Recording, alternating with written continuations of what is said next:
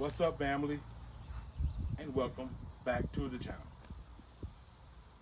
And on today's video, I'm going to, I guess, kind of show y'all the electrical system and what we have to deal with on a daily basis. And I'm going to also give an update on the 12-volt AC unit. And I guess kind of see which route I want to go from here on out. We've dealt with, in the beginning, I just used, I'm gonna say, kind of like reflectives as insulation, and it didn't work. It felt like it was like absorbing heat. It wasn't reflecting heat, it was absorbing heat because it was kind of like behind the walls and up against the fiberglass. So to solve that issue, I had to go get some board, foam board. I got a half inch thick foam board to put behind the walls or shove up behind the walls. I left the space open at the bottom when I built it so I could re-insulate it. So I put that up against the walls, and it kept the walls good and insulated, but I still have an issue with the top. I was told to paint it white, which may be the way I have to go to help the insulation, because the wall, I have reflectives, I have foam board, doubled up. It's probably 2 inch thick behind this wall, and it's still kind of gathering heat. So I know this whole top is going to have to get re-insulated a whole lot better, but it helps out. The insulation, the foam board helps out a whole lot. The AC don't have to work as hard now, so I can run the AC on eco mode, which is good on the battery, and it keeps us cool, all night. In the beginning, I was running my AC on 73. Before the insulation, it was like 68 degrees I would run it on. Sometimes taking it down to like 63, but it drains the battery like quick fast. But if I run it on eco mode, the battery can last all night. I still don't have solar panels yet. Well, not enough solar panels yet. I have a small solar panel which does nothing. I don't have the DC charger yet. I really want to run this van with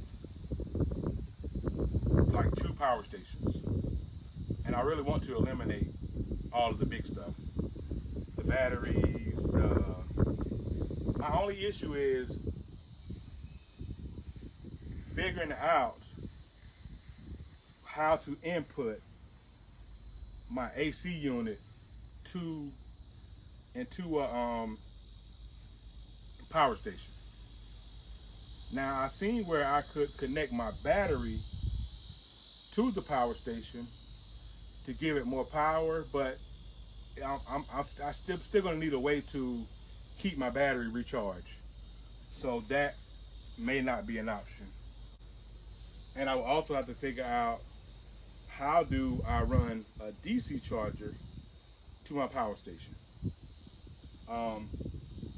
To run the generator, to add a generator onto my system, I would have to need maybe like a rear cargo area. I'm probably going to need a top cargo area.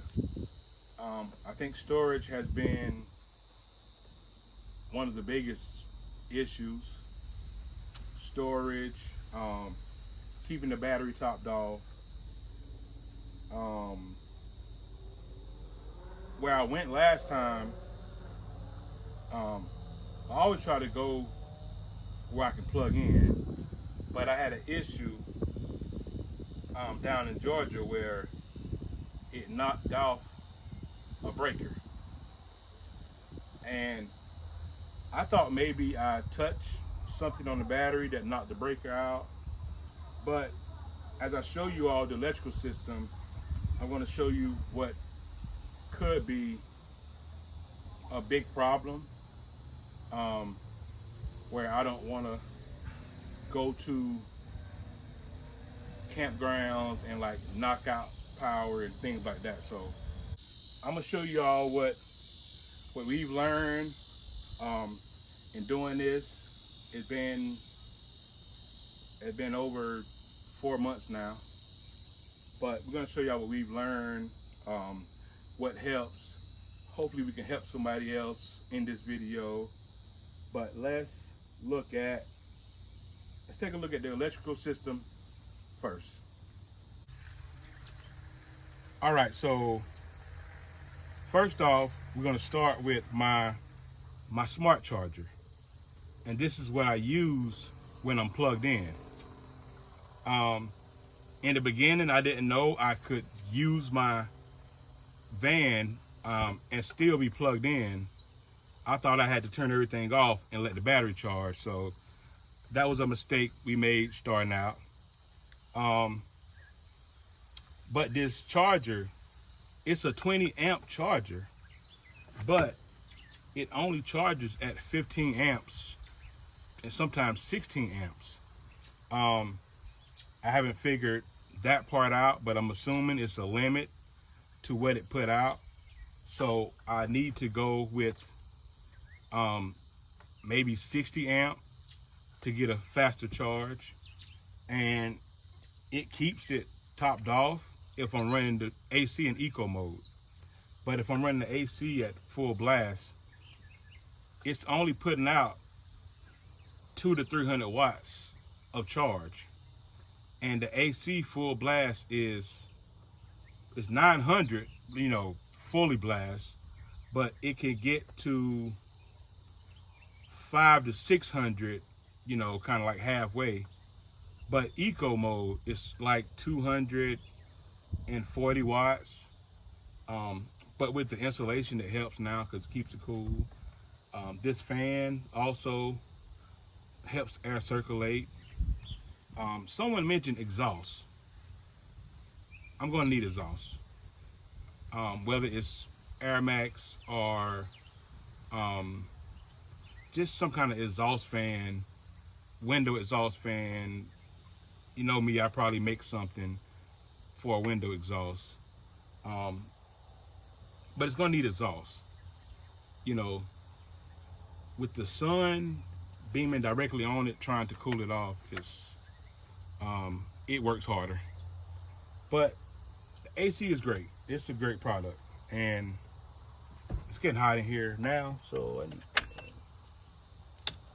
little bit of air. We'll turn the fan on. It's getting hot in here. All right. Okay, so this battery.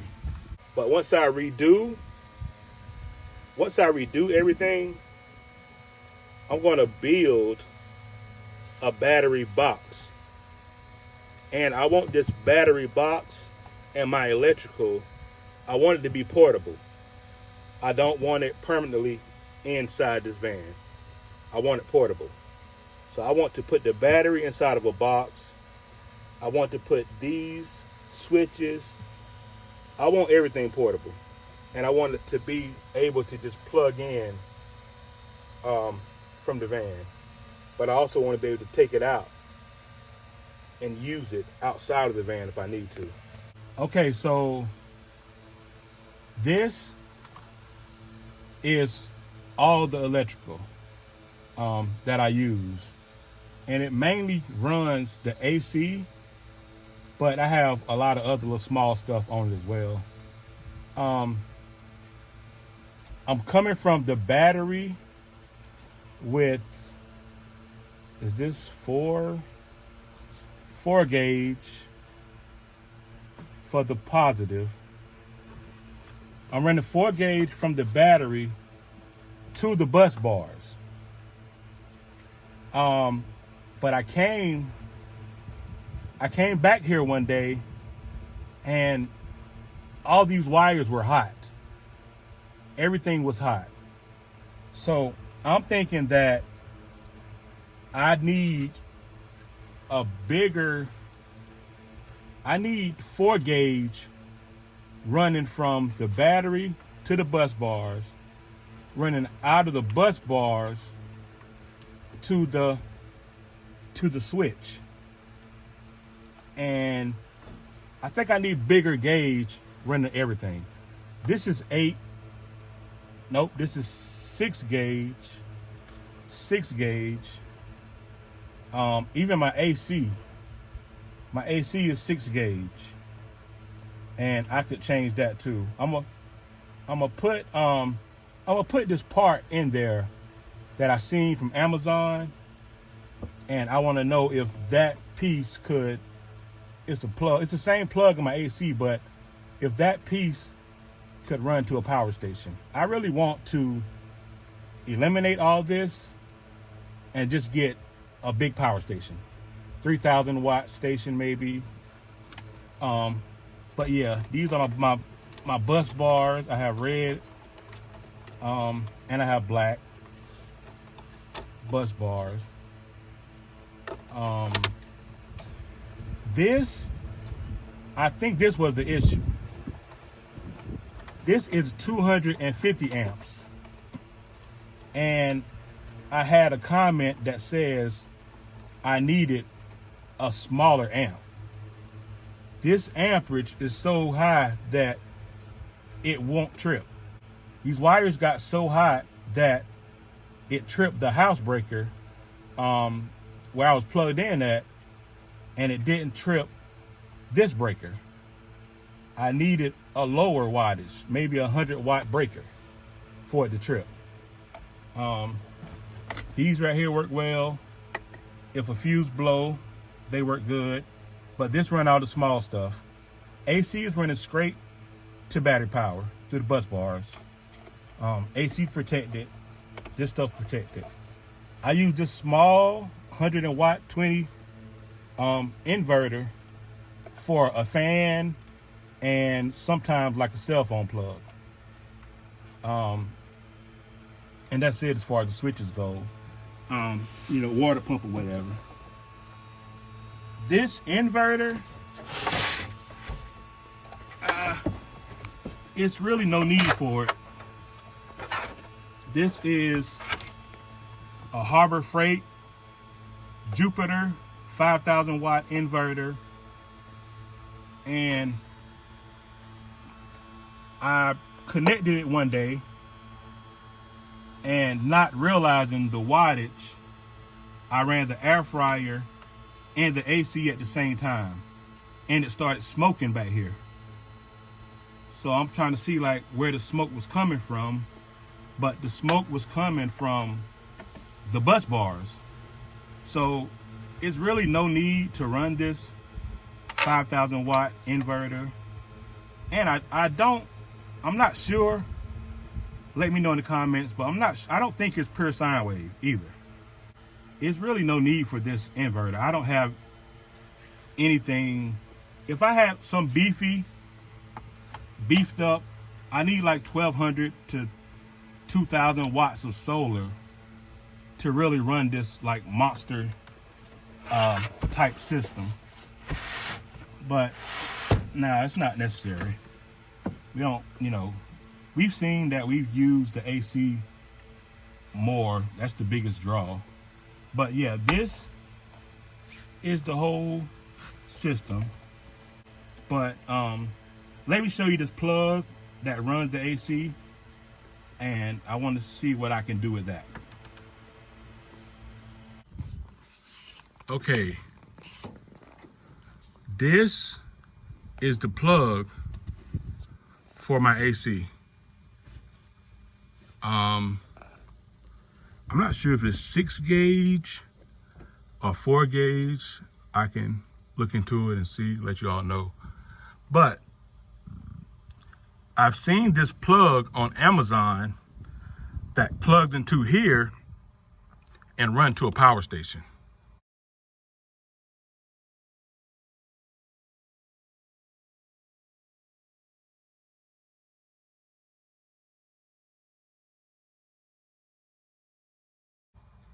And like I said, a 3,000 watt, 3,500 watt power station will make everything simpler. I'll run everything from that power station.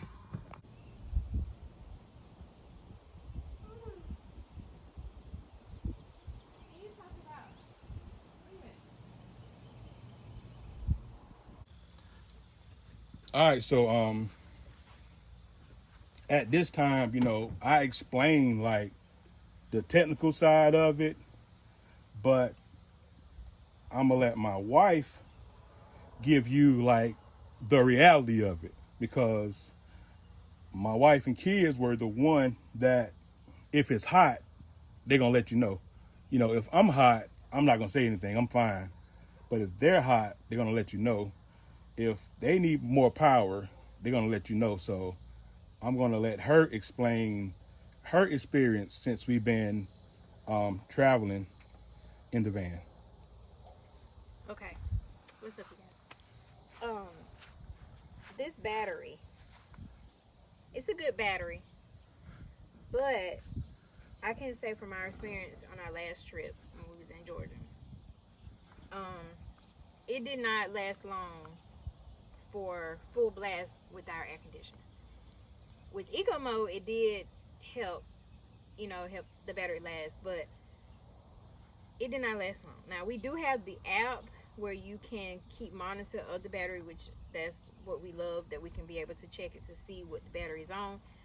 But it was like throughout the night we had to turn it off, wait a while, try to save some of the battery, then turn it back on. And then for this type of battery, it takes like 10 plus hours to charge. With a power station, it doesn't take long at all. It's like an hour and a half to charge. So that experience was one that almost made me want to not even do this at all, to be honest, because it got so hot. It was very uncomfortable. I couldn't sleep. I was just very uncomfortable. But I noticed when Marcus did turn it on, like the EcoFlow, it did help some because he was able to run it all night, but it wasn't on full blast. So that's my only issue with this battery. Like I said, it doesn't work efficiently with the air conditioner being on full blast. And it's not that I'm saying this is a bad battery. We just need solar panels and we need a DC charger.